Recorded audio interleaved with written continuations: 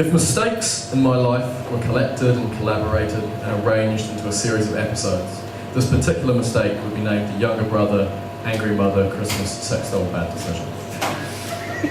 Presents to my brother have always been an exercise in testing the line. When he was 16, I went to the family planning clinic, lied that I was immeasurably sexually active and wrapped up 10 boxes of condoms under the Christmas tree. Mum was less than impressed, but the confusion on Jake's face was priceless, and so I feel it remains funny. Over the next few years, I proceeded to steal a few of the boxes back from the space underneath the bottom drawer in his cupboard where he thought he had them secretly stashed. Joseph Hoskin present shopping together this Christmas past, and with the thought process, look at us, we're such lads, proceeded to buy Jake an inflatable sex doll. I knew long before it was unwrapped it was a bad idea. My price range of $40 only extended to the cheapest, so at 26 inches high, Fatty Patty, the obese inflatable woman, was really more of an obese inflatable dwarf. On Christmas morning, between the annual restock of socks and chocolates, there's not a lot of space for a pneumatic sex midget. I realised as the parents read the packaging, the exact sentence as Dad's eyes passed over it, where the line had quite literally been crossed. The moment hung in which Jake looked at me like I was an idiot. Mum, having noticed the Made in China, gave her son a look that said racist. Dad looked at me like I was a misogynist, and we all looked at each other, wondering, has Ben ruined Christmas? Over a slightly frosty turkey dinner, I proceeded to do the thinking that I hadn't done at the purchase counter of peaches and cream. In churning those three words, I was churning those three words made in China in my mind like a steam engine, and though Fatty Patty was now in the bin, the atmosphere was altogether more sinister than it should have been if we were only dealing with the fallout of a bad sex joke. I've got no problem putting $40 into the sex industry in theory for some saucy, lacy, racy striptease, but in the manufacture of Fatty Patty, my $40 perpetuated the stripping of someone's basic dignity. And that evening I couldn't shake from my head the image of a Chinese kid's fingers blistering on polyurethane to create crevices for frat boys to put their dicks in. And what that kid could have been if she'd been given a violin and the privilege to be born into the wealth that I squander on some 10-second gimmick to make my brother awkward. And maybe the violin reference is stereotyping, but the thing is, once we cut through the veil of political correctness, we all have an image we project onto cultures foreign to us. And if I'm being blunt, China for me was always this enormous, faceless entity, which is of course what it's engineered to be, how it's packaged and sold to us, an unseen construct, a near invisible signature mute behind the tongues of sports shoes. But sweatshops in Shenzhen and Zhongzhang aren't some far-flung fiction penned playfully by Charles Dickens. This is reality.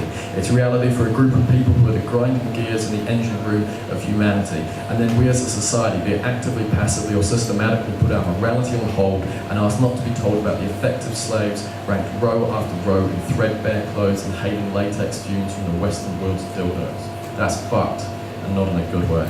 And I can hear murmurs of, oh, you don't say, and the next time I get a coffee it better be fair trade, and I'll donate a day's pay to Oxfam and Live Aid, and I'll dress up like a Chinese worker and we'll protest by parade, and all the people far away will rejoice when they hear I've saved a day. Charity was a word coined around 1200 AD, taken up years later by the Christian missionary. These were the men with the Bibles, and the Bible was the ultimate tool, 100 times more effective than the canon at establishing colonial rule. When we are charitable, despite good intention, our very intervention creates division, creates us and them, exists as an echo of centuries of atrocities justified under the white man's burden. And I'm not having a go at the sweet old lady donating a pension to AIDS prevention with a heart of gold. The subtext of the Sunday school lesson less told is the hand that feeds also controls.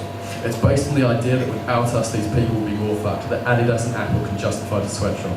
The 1997 economic theory of comparative advantage says that even if a workhouse is exploitative, it's still better than the alternative in certain countries. For instance, subsistence farming may be seen as a tougher existence than manufacturing hardware 7 days a week for board and keep. So there's a logic economists can use to prop up comparative advantage to a complete advantage of those turning a profit.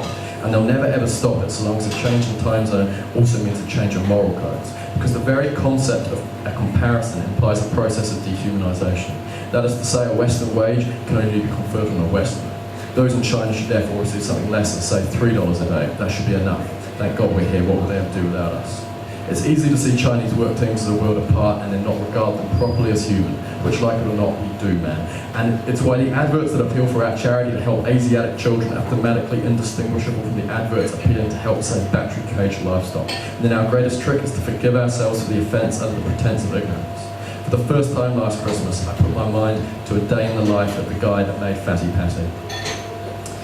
Dear Sir or Madam from the Shenzhen manufacturing plant, I'd offer to swap shoes with you for a day, but I dare say my boots would bring back painful memories.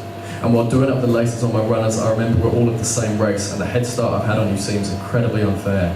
I've stared through pages relaying the history of your enslavement. You're a migrant, but the movement describing your name happened a generation ago when your parents came to the cities.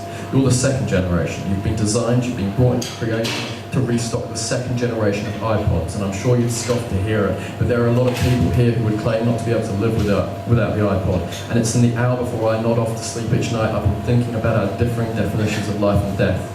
After I read Foxconn had installed suicide nets to catch those who leapt for some sort of freedom, perhaps forsaking the right to draw breath to your comparative advantage. I know that would be my thought process if I was in your shoes, manufacturing plant. I'm sorry the things are the way they are. I'm sorry that 2 days of your labour is the same as my door charge. I'm sorry for our world of finance. I'm sorry the sex toy company that owns you has the audacity to write the word romance on their products. I'm sorry for your circumstance, and I'm sorry for my arrogance when in the past I've used the expression, we make our own luck, because the only difference between us is our draw in geography's lottery. So this piece isn't charity, it's sympathy. We're exactly the same. One day I hope emphatically it can be empathy. Thank you for the time you took to build Fatty Patty. She was a 26-inch plastic novelty, packaged and produced in depravity, who oddly and ironically taught me quite a lesson in humanity.